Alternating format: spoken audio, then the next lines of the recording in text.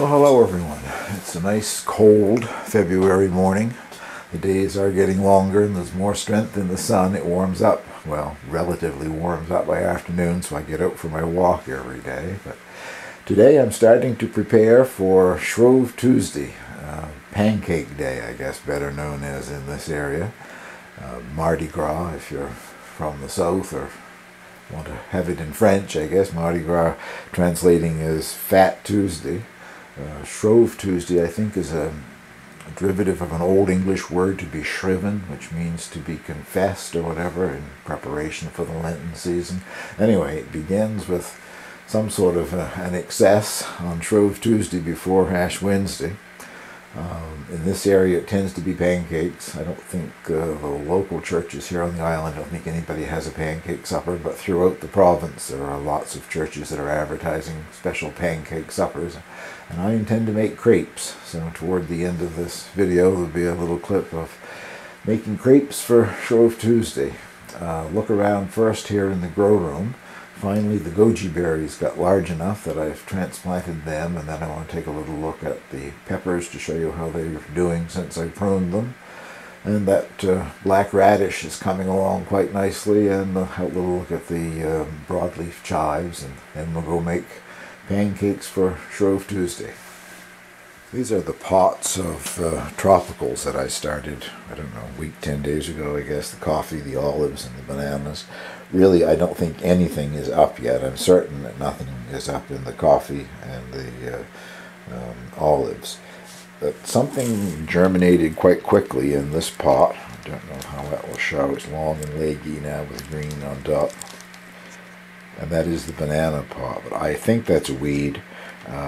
The potting mix that I use is a very good potting mix. It's basically the same recommendation that the man who wrote the book on square foot gardening recommended. It's 1/3 peat moss, 1/3 compost, 1/3 perlite, and commercially made in big bags.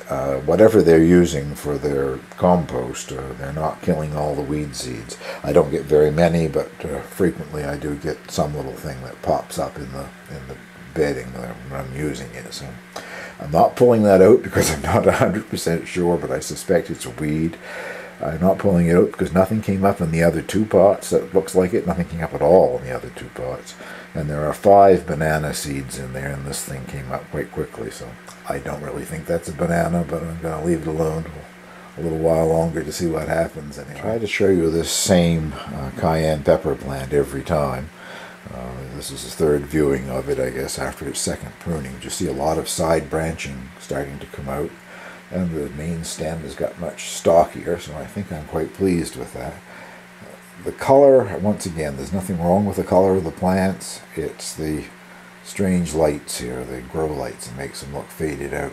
Earlier on I was complaining about some of the earlier seedlings being pale yellowish green, and someone suggested that I should give them some Epsom salts, and I kicked myself because I had used Epsom salts for the first time last year in the garden with great results. Well, I never did get around to going into the hoop house and getting the Epsom salts and bringing it in and using it, and they've all turned a lovely dark green.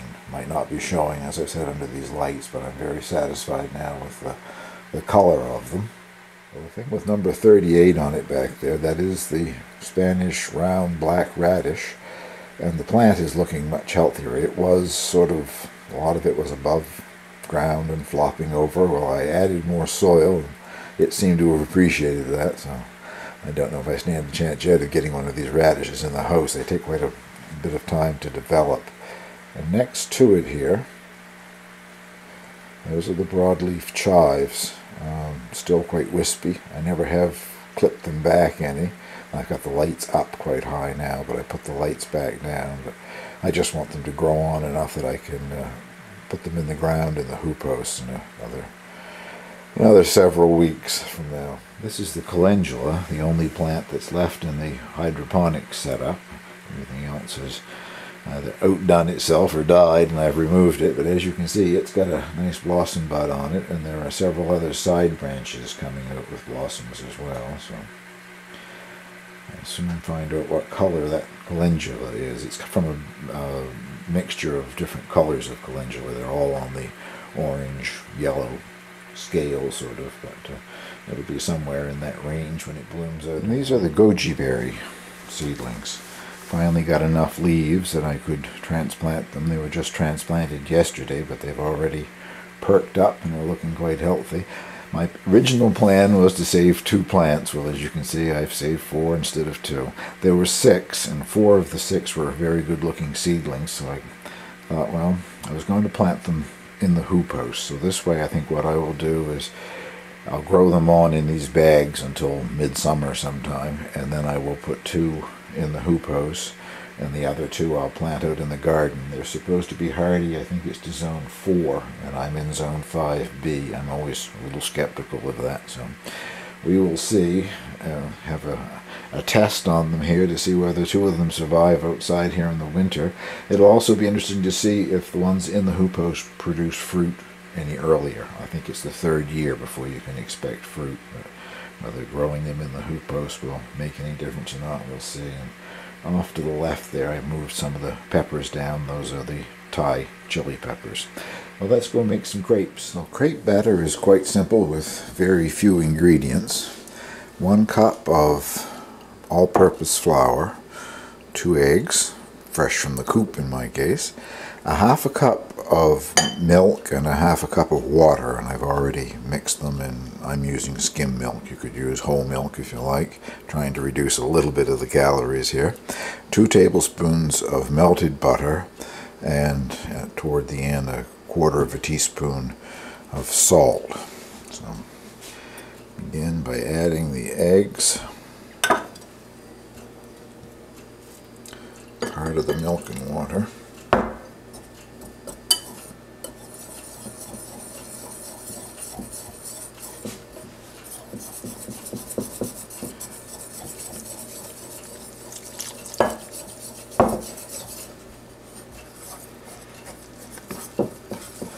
It doesn't have to be completely lump-free, but the smoother you get it, the better.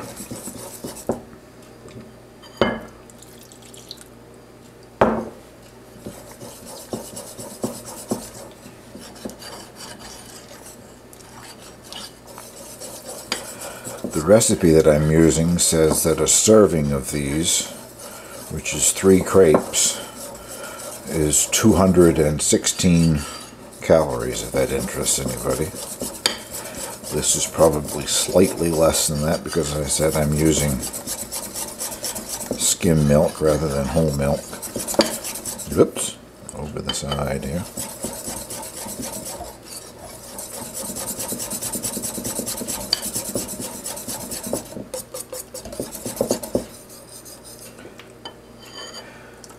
Tablespoons of butter.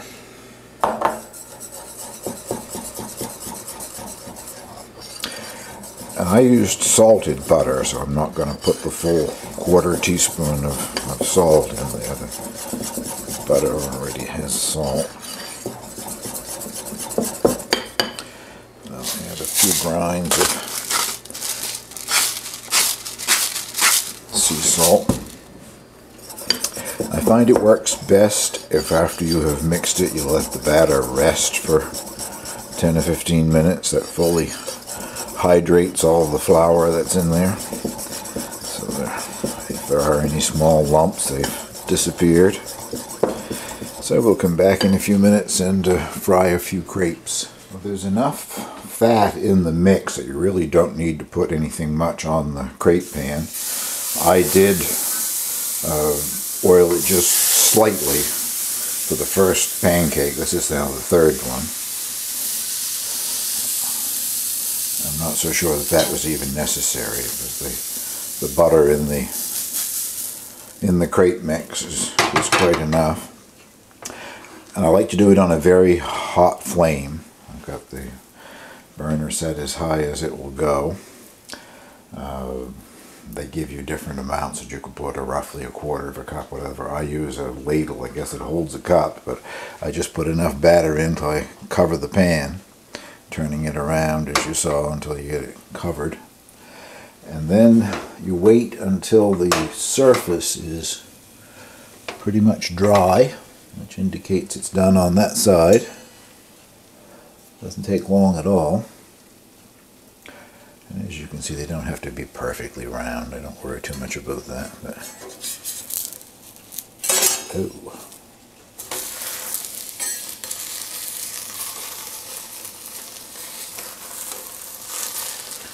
And just a brief period on the second side there.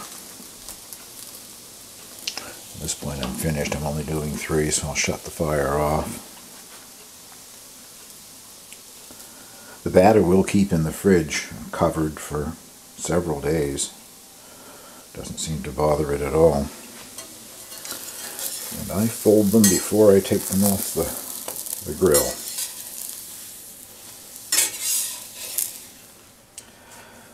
Now we'll dress those up and see what they taste like. There they are on the plate. And to dress them up a bit, I'm adding just some strawberry jam that I've put in the microwave for 30 seconds as a topping. One of my aunts makes homemade strawberry jam and gives it to me every year for Christmas, so this is some of her strawberry jam. And to gild the lily, a little icing sugar, confectioner's sugar mixed with cocoa. Should be a little chocolate in anything, shouldn't there?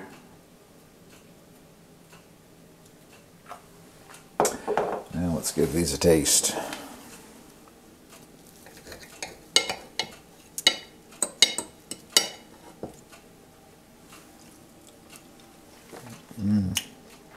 Yeah, very good.